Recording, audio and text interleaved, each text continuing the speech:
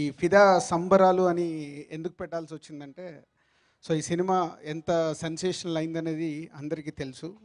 ఈ రోజుకి 1 week complete అయింది. ఈ సినిమాని ప్రాపర్‌గా అంటే శేఖర్ గారు రిలీజ్‌కి ముందు నాకు ఒక మెసేజ్ పెట్టాడు. నేను సింగపూర్‌లో ఉన్నాను. మెసేజ్ పెట్టాడు. సార్ సినిమా సూపర్ సార్ అని. సో నేను మెసేజ్ చూసుకొని చిన్న స్మైల్‌ది పంపించాను. తర్వాత మా ఎడిటర్ వెంకటేష్ గారు మెసేజ్ పెట్టారు. మిక్సింగ్ అంతా అయిపోయాక, సార్ సినిమా ఫీల్ గుడ్ బాగా క్యారీ అయింది, చాలా బాగుంది అని.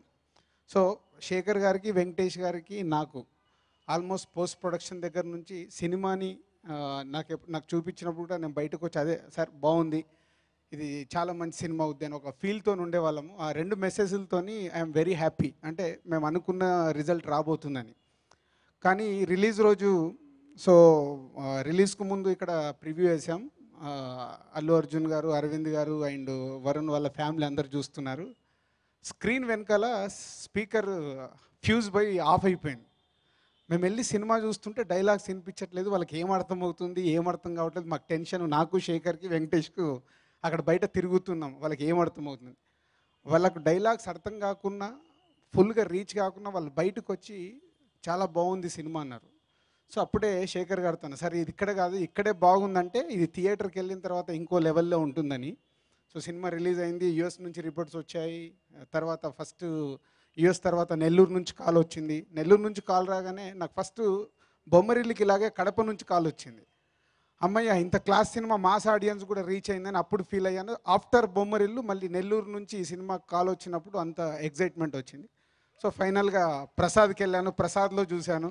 సుదర్శన్ 35కి వెళ్ళి శేఖర్ నేను పక్కనే కూర్చున్నాం. This the best moment. అంటే తను నాకు మ్యారియట్లో కథ చెప్పినప్పుడు, ఫస్ట్ నేను కథ విన్నప్పుడు ఫీలింగ్ మళ్ళీ సుదర్శన్ 35లో చూస్తుంటే అప్పటికే కాల్స్ వస్తున్నాయి. సుదర్శన్ 35లో రెస్పాన్స్ చూసి శేఖర్ గారు ఇది మామూలు సినిమా కాదండి, మన ఫిదా బ్లాస్ట్ అయిందని ఆ నిమిషంలో ఫీల్ అయ్యాం. అప్పటి వరకు ఎన్ని కాల్స్ వచ్చినా అక్కడ వస్తున్న రెస్పాన్స్ చూసి ఆ నిమిషంలో ఏదైతే ఫీల్ అయ్యామో, ఇది 1 వీక్ అయిపోయిన తర్వాత కూడా ఫిదా బ్లాస్ట్ అయి తెలుగు ప్రేక్షకులు ప్రపంచవ్యాప్తంగా ఈ సినిమాని సూపర్ హిట్ చేశారు. Thank you very much. Telugu ప్రేక్షకులకు థ్యాంక్స్ చెప్పడానికే ఈ ఫిదా సంబరాలు. దీనికి ఎందుకు ఇది పెట్టామంటే ఈ రోజుతో నాగేది కాదు ఇది సంబరాలు. ఆల్టర్నేట్ డే ఎక్కడో ఒక దగ్గర ఈ సినిమాకి సంబంధించిన ఈవెంట్ జరుగుతూ ఉంటుంది. సో అందుకే ఈ సంబరాలు కంటిన్యూ చేయబోతున్నాం. సో ఇటు తెలంగాణలోనే కాకుండా అటు ఆంధ్రాలో కానీ అటు రాయలసీమలో, సో అదర్ దెన్ వరల్డ్ వైడ్గా ఉన్న తెలుగు ఆడియన్స్ అందరూ ఈ ఫిదాని ఒక బ్లాస్ట్ ఫిలిం చేసినందుకు మీ అందరికీ పేరు పేరున ధన్యవాదాలు. అండ్ సార్ సార్ టోటల్ ఇది ఆడియో ఫంక్షన్లు చెప్పాను. This the Sekhar Kammula film.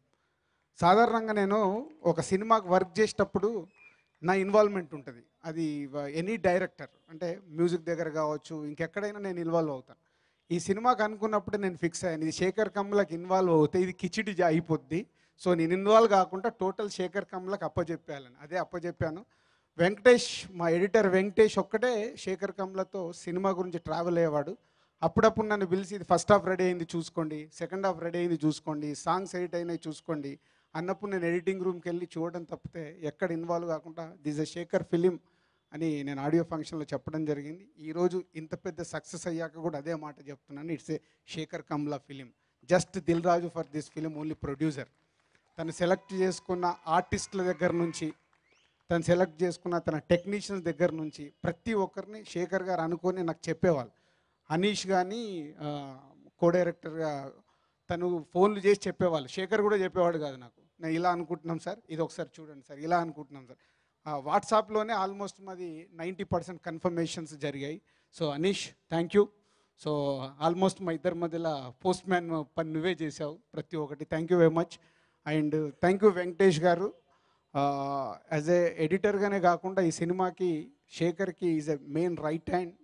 Vijay cameraman కానీ ఎడిటర్ కానీ వాళ్ళు ఫ్రమ్ ద ఫస్ట్ ఫిలిం నుంచి వాళ్ళు ఇద్దరు ట్రావెల్ అవుతున్నారు.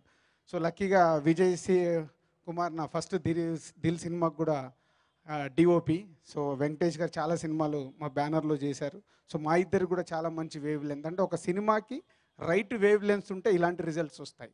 అదే కావాలి. ఇక్కడ ప్రొడ్యూసరు, డైరెక్టరు, టెక్నీషియన్స్ వీళ్ళందరూ ఒకటైతే మార్నింగ్ షో పడ్డ తర్వాత మీరు ఇచ్చే తీర్పే మా అందరి సమిష్టి కృషికి ఒక రిజల్ట్ అది. సో అది ఇవాళ ఫిదాకు వచ్చినందుకు చాలా హ్యాపీ.